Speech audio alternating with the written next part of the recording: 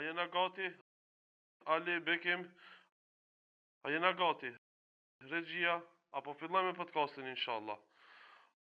Hajde, bismillahirrahmanirrahim. Çdo gjë është në rregull, mundemi me fillu edhe një emision i radhës. Shkues të nderuar, selam aleikum. Jemi në podcastin Merr Frim, edicioni i radhës. Misafir sot e kemi një historian, bëhet fjalë për Artim Metën nga Struga. Mirë se erdhe. Mirë se ju gjeta, faleminderit për ftesën. Faleminderit, kemi nderë, domethënë kemi.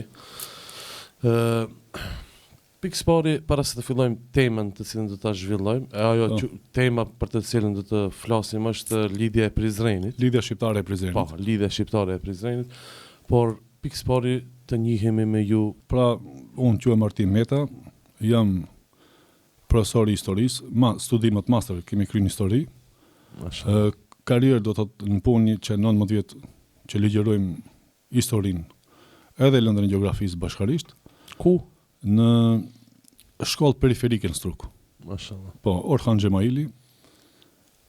Dhe sigurisht që çështja e historisë është që na tek ne është tek mua është personalisht më apasionante dhe kësaj fushë imi rrek pak më tepër. Po, studimi i historisë imi rrek pak më seriozisht më tepër. Atëherë fillojmë të flasim për temën. Na tregon si për fillim çfarë ishte lidhja shqiptare e Prizrenit. Po. Lidhja shqiptare e Prizrenit është një nga datat më të rëndësishme në historinë e popullit shqiptar. Sidomos kjo është në periudhën që tek ne shqiptarët njihet si periudha e rilindjes kombëtare shqiptare. Tash ne do të fokusohemi të flasim pasimi tek 147 vjetori i lidhjes shqiptare të Prizrenit, edhe prati mi thirr që diskutojmë dhe të flasim, po pasi e përmendëm periudhën e rilindjes kombëtare, unë do të ndalem të bëj një hyrje edhe temës tek e fundit. Patjetër. Periudha e rilindjes kombëtare shqiptare është një periudhë që e karakterizojnë shumë ngjarje dhe shumë ndodhi. Padyshim këtu shumë rilindas kombëtar kanë dhënë kontribut jashtëzakonisht të madh. Qoftë kontribut në aspektin kulturor arsimor, qoftë kontribut në aspektin e fushës të organizimit politik, diplomatik dhe kombëtar, sidomos kjo fillon aspekti politik dhe angazhimi ushtarak fillon me lidhjen shqiptare të Prizrenit, por dhe pjesa e fundit e rilindjes që kryesisht ka angazhim politik, diplomatik, po edhe me karakter kryengritës, sidomos kur e kemi periudhën 1910, 11 dhe 12 që në historiografinë tonë quhet periudha e kryengritjeve të mëdha shqiptare, që padyshim ata sollën pastaj krijimin e shtetit shqiptar. Periudha e rilindjes kombëtare fillon në vitet 30-40 të shekullit 19 dhe mbaron me shpalljen e pavarësisë, ose thënë më thjesht mbaron në fillim të shekullit 20. Kjo është një periudhë gjatë kohore, që thash pak më herët, është një periudhë e mbushur me ngjarje, është një periudhë e mbushur me figura kombëtare që shumë shqiptarë që kanë dhënë kontribut, qoftë fizikisht, qoftë kontribut intelektual, qoftë kontribut, por edhe shumë prej tyre normalisht që kanë dhënë edhe jetën. Po thash fillon në vitet 30-40 të shekullit 19 dhe ndahet në disa etapa. Kjo etapa e parë kryesisht me karakter kulturor dhe arsimor. Përpjekjet e para për kontribu qoftë në përpilimet e alfabeteve të para, qoftë për këta letrarët e parë nëpërmjet shkrimeve, poezive, prozave, më vonë edhe veprave letrare, padyshim të shumë poetëve shqiptar. Kjo deri në fillimin e lidhjes shqiptare të Prizrenit është periudha e aktivitetit kulturor dhe arsimor. Lidhja shqiptare e Prizrenit i jep një konotacion tjetër rilindjes kombëtare.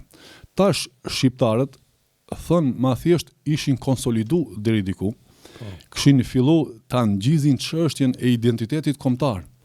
Dhe çështja shqiptare kishte fillu pak a shumë do thotë që të marrë një kahje, një drejtim duhur. Lidhja shqiptare e Prizrenit u bë shkas që t'ia japet dhe t'ia rrisë rëndësinë e çështjes së kombësisë ose nacionalitetit.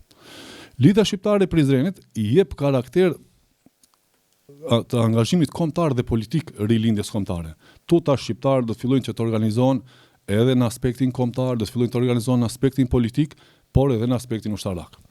Dhe periudha e fundit themun e rilindjes kombëtare shqiptare është në fillim të shekullit 20, që ta shqiptarët u angazhuan edhe në aspektin ushtarak, sidomos në vitin 1910, 11, 12, që kulminoi me shpalljen e pavarësisë apo siç njihet tek ne ngritja e flamurit në Vlorë dhe shpallja e pavarësisë nga ana e Ismail Qemalit.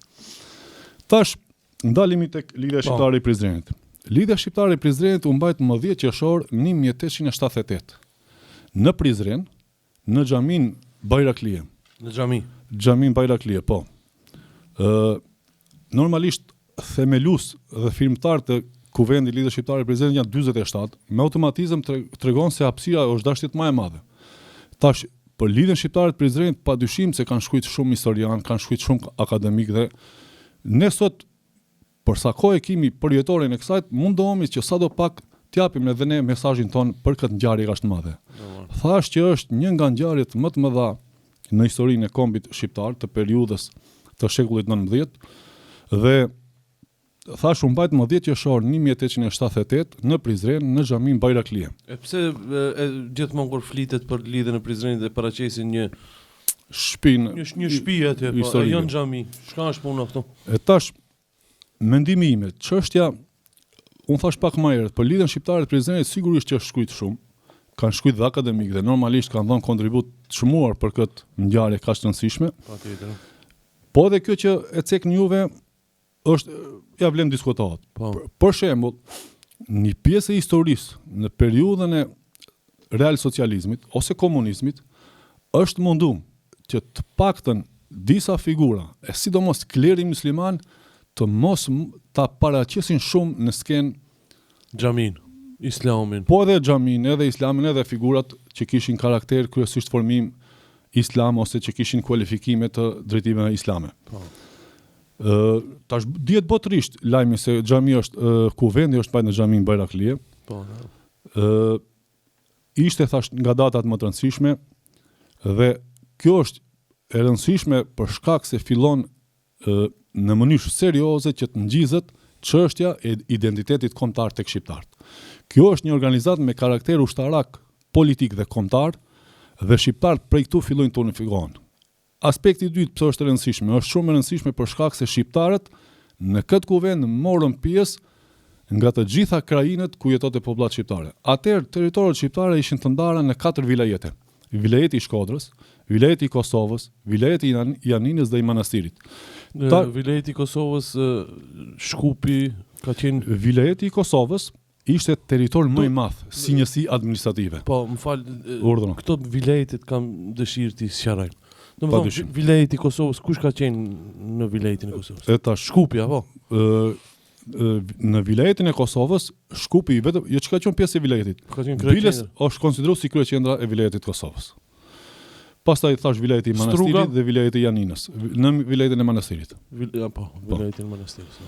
Cilat ishin rrethonat historike që çuan në krijimin e lidhjes së shqiptare të Prizrenit? Po, rrethanat historike ishin shumë komplekse në këtë periudhë. Duke pas parasysh disa fakte. E para njëherë kriza lindore që është quajtur në historiografi. Kjo kriza lindore kryesisht e karakterizon Perandrin Osmane me Rusin. E dyta, lufta ruso-turke 1877-1878. E treta, por ju për nga rëndësia, bile më rëndësishme, marrëveshja e paqes së Shën Stefanit, ose ndryshe siç njihet Traktati i Shën Stefanit. Dhe e katërta, thirrja e Kongresit Berlinit më 13 qershor 1878, se kur e përmendën Shën Stefanin kjo në mars të vitit 1878, dhe Kongresi i Berlinit ishte bën në opinion e qartë se është thirr të mbahet më 13 qershor 1878, dhe pse tash tham kjo është shumë me rëndësi pse u mbajt lidhja shqiptare e Prizrenit. Traktati i Shën Stefanit u erdhë si rezultat i humbjeve që Perandri Osmani lëpësoi në luftë me Rusinë. Dhe tash pas 2 luftrave që Perandri Osmani humbi, u detyrua tulet në bisedime me Rusinë në Shën Stefan, vend që edhe sot gjendet në Stamboll. Po sipas emrit vendit edhe emrin dhe marrëveshja. Bile kjo quhet në historiografi Traktati i Shën Stefanit, do të thonë ajo që u arrit në Shën Stefan. Tash Perandri Osmani detyrohet të lishoj ndikim politik mbi Ballkanin Rusisë, jo se dote, po për shkak se kishte humbur. Dhe marrja ndikim politik, diplomatik mbi Ballkanin nga ana e perandorisë ruse, me automatizëm i favorizonte shtetet fqinje ballkanike të shqiptarëve. Serbët, Po serbët, Maqedonët. grekët, Maqedonët jo atëherë. Okej. Kryesisht grekët, serbët, bullgarët dhe malazesët. Biles Rusia tash ishte e interesuar bashkë me fuqitë e Evropës, mund të përmendim Francën, Po. Anglia shpesh neutrale, por faktikisht neutrale në të shumtën e rasteve i miratote dhe vendimet, dhe do ta theksojmë Austro-Hungarinë që prej Kongresit Berlinit dhe deri në shpalljen e pavarësisë së Shqipërisë dhe konferencën e ambasadorëve në Londër ka mbajtur interesat kombëtare të shqiptarëve ose për të ruajtur krijimin e një shteti politik etnik shqiptar. Austro-Hungaria i ka mbrojtur ta interesa. E tash, traktati i Shën Stefanit parashikonte zgjerimin e kufive të shteteve ballkanike, që i përmendëm më sipër, dhe me automatizëm coptimin e trojeve shqiptare. Pra, nëse ne përmendëm 4 vilajetet, këto 4 vilajete tregojnë qartë në burimet historike se popullsi shumicë shqiptare ishin shqiptarët. Dhe tash krijimi dhe zgjerimi i shtetit serb në dëm shqiptarëve. Krijimi i shtetit malazes dhe zgjerimi i shtetit malizi në dëm shqiptarëve. Krijimi dhe zgjerimi i shtetit grek në dëm shqiptarëve, padyshim edhe i Bullgarisë. Bile Bullgaria këtu me traktatin e Shën Stefanit merr një lloj jepet një mundësi për krijimin e Bullgarisë të madhe. Në veri të kufizohet me lumin Danub, në jug të ketë dalje deri në detin e Gje. Në veri me detin e Zi dhe në perëndim përmendet liçeni i Orit, por jo shpesh herë edhe deti Adriatik. Që nën kuptohet e krijimi një Bullgarie të madhe, edhe padyshim të shkileshin territoret shqiptare. Kjo i mobilizoi shqiptarët, kjo i organizoi shqiptarët, dhe padyshim tek shqiptar tash kishte një plejad njerëzish qofsh intelektual, qoftë njerëz që doshin me çdo kusht të mirën vendit vet, kombit vet dhe territoret që kishin synim të ruajnë territoret që ata padyshim ishin shumicë. Prandaj u mobilizuan që ta thirrin kuvendin e quajtur Lidhja Shqiptare e Prizrenit më 10 qershor të vitit 1878. Tash e përmendëm dhe Kongresin e Berlinit. Po, bashkë aty doshta me mu ndodh. Çka ndodhi me atë Kongres Berlinit? Pse u coptuan tokat shqiptare në atë kongres? Po, Kongresi i Berlinit tash ishte thirrë më 13 qershor dhe normalisht i nisi bisedimi 13 qershor 1878. Qëllimi kryesor, pse ishte thirrë Kongresi i Berlinit ishte pikërisht përcaktimi i kufive të rinë Ballkan. Dhe tash këto fuqitë e mëdha. Rusia, Gjermania, Franca, Anglia, Italia. Këto ishte edhe Perandria Osmane. Por duhet ta cekim, pjesëmarrja e Perandrisë Osmane në Kongresin e Berlinit nuk ishte vendimarrje. Për shkak se kriza lindore kishte treguar se Perandria Osmane nuk është fuqi e madhe perandorake, dhe humbja e luftave radhazi 1877-1878 me Rusin dhe traktati i Shën Stefanit kishte krijuar një balans tjetër për Perandrinë Osmane. Pra, si një perandori tash rënje dhe ndopsim. Bile në një lloj etiketimi i smuri i Bosforit e qurshin fuqitë e mëdha kur i referoheshin Perandrisë Osmane. Pa çka se Sultan Abdulhamiti vazhdoi ta mbajë deri në vitin 1908 kur ndodhi revolucioni gjën turk, për cilën ndoshta mund të flasim pak më vonë. Patjetër. Tash Kongresi i Berlinit u thirr kryesisht për përcaktimin e kufive në Ballkan. Dhe ki është e parasysh për kufit e Greqisë, Bullgarisë, Serbisë dhe Malizi, dhe as pak nuk ishin rendite kufit e shtetit shqiptar. Do të thonë ka qenë rreziku që hiç mos më formu aty, bile nuk u formu. Këtu nuk u përcakton kufit e shtetit shqiptar. Këtu u caktou kufit e shtetit Greqisë. Greqia kur e mor pavarësinë në vitin 1829 kishte 30% të këtyre territorëve që ka sot. Serbia po ashtu, Bullgaria e përmendëm pak më herët, Malizi, çdo herë ka shku në zgjerimet territorësh të kurrë. Sa herë që janë zgjeruar kanë goditur këto territorët ku jetoshin popullsia shumicë shqiptare. E tash në Kongresin e Berlinit shpeshherë haset, por edhe ndër historianët, se fajin e ka Perandria Osmane. E tash pse dua ta potencoj, Perandria Osmane ishte pjesëmarrëse, po nuk ishte vendimarrëse. Shqiptarët në kuvendin e Lidhjes Shqiptare të Prizrenit morën disa qëndrime dhe vendime, një ndër ta ishte që të mbrohen territoret shqiptare. Perandria Osmane i paraqiti në Kongres, po nuk ishte fuqi të mbrohej në Berlin. Në Berlin, në Kongresin e Berlinit. Veç pak. Lidhja e Prizrenit ka ndodhur para Kongresit të Berlinit apo pas? 3 ditë para Kongresit të Berlinit. 3 ditë para. Po. Bile platforma formohet më 18 qershor 1870. Po dhe bisedimet e Kongresit të Berlinit vazhduan me javë të tëra, jo për një ditë ose për një javë. Po. Ajo që potencova para fundit. Perandria Osmane ishte pjesëmarrëse pa vendimarrjen në Kongresin e Berlinit. Mirë po i ka paraqit kërkesat e shqiptarëve që janë mbajtur në lidhjen e Prizrenit. I ka paraqit kërkesat të shqiptarëve dhe ajo që duhet potencohet tash pa Po. Perandoria Osmane kishte edhe një interes tjetër. Kur pasi tash ndikimi i saj dhe fuqia perandorake bie, rrezikoheshte që edhe ajo të riqet nga Evropa. Synimi i saj për të mos u tërheq prej Evropës vazhdo të qëndruhe në Ballkan në territorin shqiptar. Dhe kjo do të potencohet tash. E qartë. Duke i menduar çdo herë shqiptar si alat vetët. Po, da. Si alat se jo si pushtues si shkon qef me Si alat.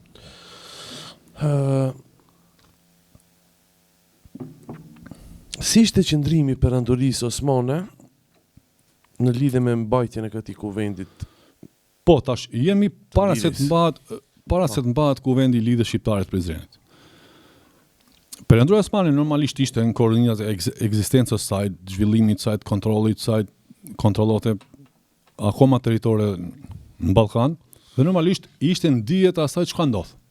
E para njërë, e pa vetën se humbi në traktatin e San Stefanit. E dyta, shqiptarët i kishte la dhe synime kishte të vazhdojë të mbajë raportet me shqiptarët. Dhe në këtë kontekst, Perandoria Osmane, kur e pasi shqiptarët duan të organizohen, e suportoi Kongresin e Kuvendin e Lidhjes Shqiptare të Prizrenit. Bilës i thirrën në Stamboll Abyl Frashërin dhe Mustafa Pashtetovën. Direkt sultani i Perandisë Osmane në atë kohë Abyl Hamitin. I fton në Stamboll. Kush kanë qenë këto? Abyl Frashëri. Nga ka qenë Abyl Frashëri? Abyl Frashëri është nga Frashëri i Shqipërisë. Jugu i Shqipërisë. Që njihet si ideologu i Lidhjes Shqiptare të Prizrenit. Familja Frashë. Familja e Frashëve Brahos. Po. Edhe Mustafa Pastetova, padyshim që edhe kishte një veprimtari kombëtare deri atëherë, angazhim politik, po edhe në formësim ishte teolog, ishte hoxh me kualifikim. Pastaj vetë sultan Abyl Hamiti u çon telegram muftiu të Dibrës dhe muftiu Gjakovës, bile dhe Ymer Prizrenit, që i suporton ose u jep një lloj motivi për ta mbajtur kuvendin e Lidhjes Shqiptare të Prizrenit. Dhe u jep urdhër gjithë komandantëve ushtarak që kishte në 4 vilajete shqiptare, siç përmendëm paras, qoftë Shkodrës, të Kosovës, të Manastirit apo të Janinës, u jep urdhër që mos të pengohet mbajtja e kuvendit të Lidhjes Shqiptare të Prizrenit. Me këtë çfarë nuk kuptojmë se fillimisht Perandoria Osmane, këtë rast konkretisht Sultan Abyl Hamiti, ka qenë i angazhuar ta ndihmojë mbajtjen e Lidhjes Shqiptare të Prizrenit. Thash më herët, vazhdote t'i mbajë shqiptarët si alat dhe si pikë strategjike në Ballkan, se tek e fundit nëse nuk do të mbaheshte me shqiptarët edhe ai duheshte t'i lishojë territorit e veta në Ballkan. Profi, si kanë qenë raportet e shqiptarëve me turqit në atë kohë? Me Perandorinë Osmane. Po, me Perandorinë Osmane. E tash, Perandoria Osmane në Ballkan kryesisht i kalon 6 shekuj. Dhe po ta shohësh e gjën na për historianë që thon pushtues, na vranë, na prenin, na shkatruan, na dogjen, na unë për mendimin tim, tash edhe pse mund të ketë pas lufta me Skënderbeun, lufta për nënshtrim të territorëve, kjo dhe ajo, duhet ndalem në një aspekt tjetër. Perandoria Osmane pasi ushtrim Ballkan. Normalisht se pjesën më të madhe të territorit shqiptar e kishte në sundimin e saj. Ajo që vlen theksohet, shqiptarët kalun nga prej shekullit 16 shumica dërmuesen në besimin islam. Dhe tash shqiptarët në Perandorinë Osmane për shekuj me radh kanë qenë bashkëqeverisës. Pse them kanë qenë bashkëqeverisës? Po ta shohësh gjatë gjithë historikut të saj, prej 43 vezirave, 38 ose 39 janë shqiptar. Përveç kryevezir do thotë njeriu i dytë në pushtet pas sultanit. Pastaj njerëz me pozita të larta ushtarake. Jo vetë thjesht ushtar në Perandorinë Osmane apo komandant ushtri, me pozita të larta ushtarake.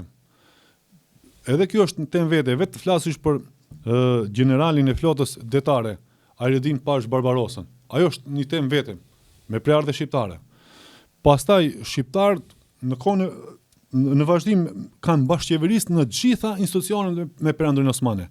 Përveç që kanë pas kryevezir, pozita të larta ushtarake, administrator të lartë, pashallar dhe beler, gati guvernator në vende ndryshme në Evropë dhe në botë. Kjo çfarë tregon? Se shqiptarët në Perëndin Osmane kanë pas një lloj bashkëqeverisje. Jo, Perëndin Osmane vetëm pushtuese në Ballkan ose pushtuese shqiptarëve, po ka pas një lloj bashkëqeverisje. E tash kthehemi për shembull para 4-5 shekujve. Para 4-5 shekujve nuk njiheshte identiteti kombëtar. Po atëherë njiheshin popujt dhe Perëndin Osmane në kuadër të ekzistencës së saj kishte disa popull, që ai vetë i quhte milete. Populli më i veçuar dhe më i dalluar në kuadër të Perëndisë Osmane ishin shqiptarët. Po vim tash në shekullin 19, kur u formsua çështja kombëtare, apo tek revolucioni Gjon Turk. Në parlamentin Osman, pas revolucionit Gjon Turk, kemi kryetar parlamenti Ismail Gjemalin, Hasan Prishtinën deputet dhe disa deputet tjerë në parlamentin Osman. Kjo çfarë tregon? Padyshim që tregon se shqiptarët në Perëndin Osmane kanë pas pozita shumë të rëndësishme, pika udhëheqëse të rëndësishme dhe kanë bashkëqeverisë. Cilët ishin kërkesat kryesore të lidhjes së Prizrenit? Po, lidhja shqiptare e Prizrenit, thash, kishte disa kërkesa sublime. E para njërë, mbrojtjen e territoreve shqiptare prej dëshirave megalomane të shteteve fqinje. E dyta, bashkimin e 4 vilajeteve në një vilajet përbashkët. E treta, erë si kërkesë më vonë, krijimin e një autonomie brenda Perëndisë Osmane, po një autonomie të pavarur. Një autonomi ku shqiptarët do të kenë një lloj pavarësie. Po në kornizat Perëndisë Osmane se e dishin qofse do të shkputeshin nga Perëndia Osmane, nuk do të mundeshin të bëjnë ballë aspiratave të fuqishme të shteteve fqinje ballkanike. Ujqitat gati janë. Po, dhe si vendimi 4 ishte hapja e shkollave, futët në program hapja e shkollave në gjuhën shqipe. Në pesta në administrat të ketë nënpunës ku gjuhë zyrtare, gjuhë e parë do të jetë gjuha shqipe, kurse gjuha turke të jetë vetëm komunikim me Stambollin ose këtë rast me kryeqendrën e Perëndisë Osmane. Këto domethënë kanë qenë kërkesat kryesore. Bazë, se normalisht platforma është më e zgjeruar. E tash më intereson kush ishin disa nga figurat kryesore të lëvizjes shqiptare të Prizrenit. Në kuvendin e Prizrenit morën pjesë shumë delegat ose kuvendar shqiptar. Unë dua të daj disa emra prej tyre. Abyl Frashëri, ideologu i kësaj lëvizje ose këtij organizimi, Ymer Prizreni, kryetari i komisionit të parë në kuvendin e lidhjes shqiptare të Prizrenit, Haxhi Zeka, i cili po ashtu ka një veprimtari të bujshme kombëtare, nga Peja, bile më vonë edhe zgjidhet kryetar në kuvendin e Pejës në organizatën Besabes.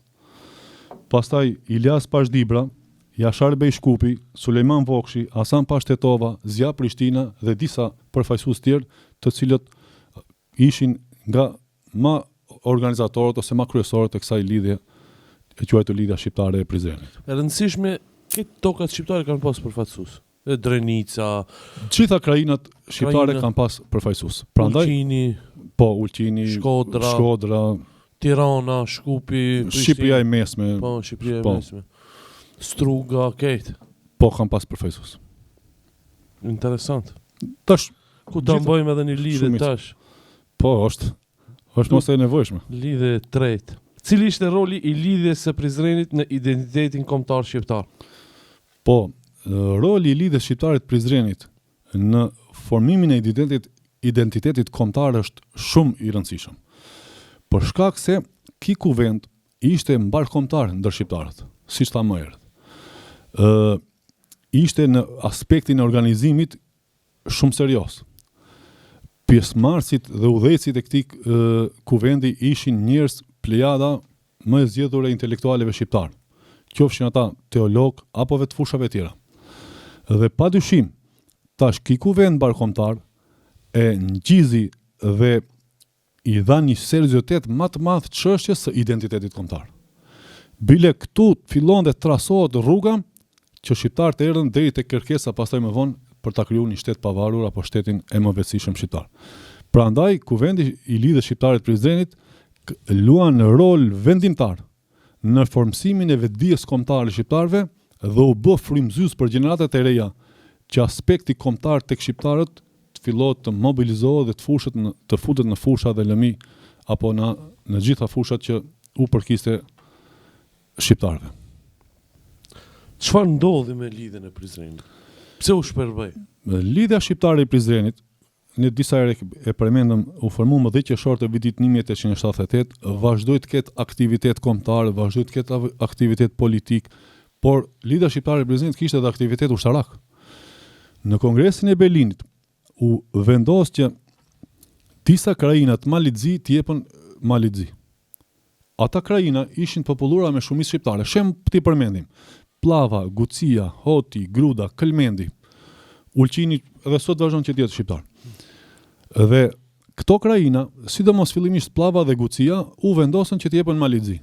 Këto vendime u vendosën në Kongres. Mirë po, shqiptarët që tash kishin formsuar një identitet kombëtar, kishin filluar të organizohen edhe politikisht, po edhe ushtarakisht, bën rezistencë të armatosur dhe nuk i lejuan malazezët Pllavan dhe Gucin. Kjo ishte shkasi i parë. E dyta, nëse fillimisht ne tham e suportoi Perandri Osmane, vetë Sultan Abdulhamiti i dha përkrahje mbajtjes kuvendit, fillimisht dhe Lidhja Shqiptare kishte raporte koherence me Sultanin apo Perandri Osmane. Në vitet më vonë, Lidhja Shqiptare e Prizrenit krijoi program të pastër nacional. Dhe pse tash po e themi këtë? Jemi në gjysmën e dytë të shekullit 19. Gjithë shekulli 19 është shekulli i formësimit të shteteve kombe apo të nacionalizmit. Disa shtete evropiane u formsuan më herët, fillim të shekullit 19, disa shtete më vonë dhe Ballkani pak më vonë. Po. E tash vetë Perandria Osmane, që në histori njiheshte me shekuj si Perandri Osmane, duke parë filozofinë e zhvillimit nacionalizmit, edhe ajo tash kishte ndryshuar konotacion. Nga një perandëri pan-osmane, që e përbëshin shumë popuj, apo si që quhet ajo vetë milete, filloi ta ndryshojë konotacionin, ta quaj vetën tash perandëri turke. Shqiptarët që Lidhja Shqiptare e Prizrenit u dha një suport madh dhe ngjizi çështjen e bashkimit dhe kombëtarizimit. Edhe këta pan tash rrugën e çështjes kombëtare. Qofse në Ballkan ishte të formuar shtet grek, po themi sipas kompisë greke, shtet bullgar, shtet serb apo malazes. Shqiptarët ishin më meritor të kenë këtë lloj autoriteti. Dhe këta tash, edhe pse kishin aleancë të madhe me Perandrin Osmane, fillon të angazhohen dhe të punojnë për çështjen kombëtare. Kjo filloi të krijojë plasaritje mes osmanëve, tash në këtë rast sultanit dhe udhëzëve të lidhjes. Aq shumë shkoi për shembull përplasja, saqë udhëzësit e lidhjes krijuan program të pastër nacional. E krijimi i programit të pastër nacional nuk korrespondonte me atë që ishte formuar fillim lidhja sipas asaj që mendonte edhe Sultani Abdulhamiti. Dhe kur Lidhja Shqiptare e Prizrenit e nisi ta trasojë rrugën e kombëtarizimit, filloi të ketë edhe probleme me Sultanin apo me Perandrin Osmane. Nga ana tjetër, Pllavan dhe Gucin që përmendëm, rezistenca ishte aq e fuqishme. Shqiptarët ishin aq të motivuar të mbrojnë trojet shqiptare saqë i ndalen malazest. Ata provuan dhe një tentativë tjetër. Në vend Pllavës dhe Gucis, Malizit japin Hotin, Grudën dhe Këlmendin, me pretekstin se shqiptarët nuk do të kundërshtojnë. Se këta janë shqiptar katolik, këta janë shqiptar musliman, për shkak se janë katolik nuk do të reagojnë. Nuk e pan këtë aspekt, se tash ke shqiptar tash ishte formsuar çështja e kombëtarizmit, ishte frymzuar çështja e shqiptarisë, çështjen kombëtare. Dhe as dallime fetare s'kish. Tash mos kishte dallime fetare. As Hoti, as Gruda, as Këlmendi nuk provojnë çkputën si rezultat i rezistencës të shqiptarëve. A do shta me të pitë Artim, në lidhjen e Prizrenit shqiptar, a ka pas pjesëmarrës shqiptar katolik ose ortodoks? Shqiptar ortodoks nuk ka pas, po ka pas shqiptar katolik. Domethënë që kanë hinë xhami, po kanë lidhën në xhami, disa e kanë suportuar nga jashtë, po disa kanë qenë edhe pjesëmarrës direkt. Edhe shqiptar katolik. Kjo është një shembull që ne gjithmonë na kanë bashkë. Sigurisht, po, shembull i pa diskutueshëm, i pa krahasueshëm. Andaj tendencat për më nda janë të kota. Besoj që kanë qenë të kota, janë të kota dhe do të jenë të kota. Do të ruhet kjo linjë në mënyrë më të mirë të mundshme. Ata e kanë fenë vet, ne kemi fenë. Sigurisht. Cila është trashëgimia e lidhjes së Prizrenit, lidhjes shqiptare të Prizrenit? Trashëgimia e lidhjes shqiptare të Prizrenit është se la gjumë të thella në historinë kombëtare. E para dha një frymëzim të madh, e dyta, dha një frymëzim të madh tek gjeneratat më pas. E treta, shqiptar tash pavarësisht presionit, pavarësisht se lidhja pas vitit 1981 nuk ekzistonte, po tek shqiptarët në përgjithësi, ku jetonte popullatë shqiptare, ishte ngrit vetdia e çështjes kombëtare. Dhe kultivoheshte në një formë apo në një tjetër. Biles në fund të vitit 1899 u mbajt lidhja e Pejës, e quajtur Besabes, që përmendëm kryetari i saj u zgjodh Haxhizeka, një figurë edhe ki me shkollim fetar. Do ta bëjmë një podcast special lidhe me këtë. Në rregull, padyshim. Vazhdo, urdhë. Prandaj themi se la shumë gjurmë të thella në çështjen e trashëgimisë kombëtare, kulturore dhe arsimore tek shqiptarët, se brezat në vazhdim vazhduan ta ndjekin rrugën kombëtare siç ishte fillimi i shekullit 20, çuan drejt në krijimin e shtetit pavarur më 29 nëntor 1912. Artim, platforma e lidhjes së Prizrenit. Po, platforma e lidhjes shqiptare të Prizrenit është miratuar më 18 qershor 1878 dhe është një platformë që në vetvete ngërthen disa kërkesa. E para, ruajtja e territoreve shqiptare. E dyta, bashkimin e 4 vilajeteve në niveljet përbashkët. E treta, hapjen e shkollave në gjuhën shqipe. E katërta, krijimin e një administrate ku gjuha zyrtare do të jetë gjuha shqipe dhe komunikimi me Stambollin të jetë gjuha turke vetë komunikimi me Stambollin ose me sultanin. E pesta, të krijohet një organizmi sigurie, policie ose ushtri, e cila do ta mbrojë gjithë këtë lloj kërkese të shqiptarëve ose gjithë këtë organizim të shqiptarëve. Pra kjo ishte platforma në pika më serioze e cila doli nga lidhja shqiptare e Prizrenit. Artem, ishte kënaqësi, besoj që pak a shumë i dham një. Po tash ju faleminderit për ftesën. Po. Normalisht për lidhjen shqiptare e Prizrenit të flitet deri në mbrëmje është pak. Po. Unë thash më herët që është fol, është shkruajt dhe ka nevojë të flitet dhe të shkruhet që të paktën duke u nis nga vetvetja të studiojmë më shumë, të lëm gjurmë tek gjërat e ardhshme, t'u mësojmë të tjerëve, të i sensibilizojmë të rit, por jo vetëm aq, edhe gjithë suplementi establishmenti politik shqiptar, qoftë ke neve, qoftë Kosovë dhe Shqipëri, duhet kur ta shoh gjithë këtë angazhim, këtë kontribut të paraardhësve tanë, të atyre rilindasve tanë që dhanë gjithë çka kishin, dhanë pasurinë, dhanë mundin, dhanë gjakun e tyre, vetëm për të ardhur deri tek pika sublime krijimin e një shtetit pavarur, se tash kurimi tek pavarësia e Shqipërisë shkurtimisht. Po, lirisht. Me të vërtetë në Londër u kriju një shtet politik. E quajtur do thotë Shqipëria e coptuar. Por nëse do të ishte kriju ky shtet shqiptar, a do të kishte mundësi të ruhet identiteti kombëtar shqiptar, do të ishte shumë rrezik. Të paktën u kriju kjo Shqipëri që është sot, por ama ngeli u quajt shtet shqiptar. Po. U quajt Shqipëri, shqiptarët u quajtën shqiptar dhe ata që ngelen jashtë besoj si rezultati i krijimit të shteti vazhdojnë të ruajnë çështjen e identitetit të tyre kombëtar dhe vazhdojmë të ruajmë edhe sot. Më mirë pak se sa hiç fare. Përndryshe, normalisht ishte një coptim i madh. Po. Atëherë ky ishte për shikuesin e nderuar historiani Artim Meta, ku shpresojmë do t'i trajtojmë plot tema në ardhmëri inshallah. Do të flasim për lidhjen e Pejës, Besabes. Pejës, po edhe për figura tjera kombëtare, Haxhizeka, Ymer Prizreni, Abdyl Frashëri. Ja vlen të flasim për një figurë, një podcast. Po, ja vlen. Po, padyshim. Për Frashërit, për Sami Frashërin, për po. Etj. Faleminderit shumë edhe një. Edhe ju faleminderit për ftesën.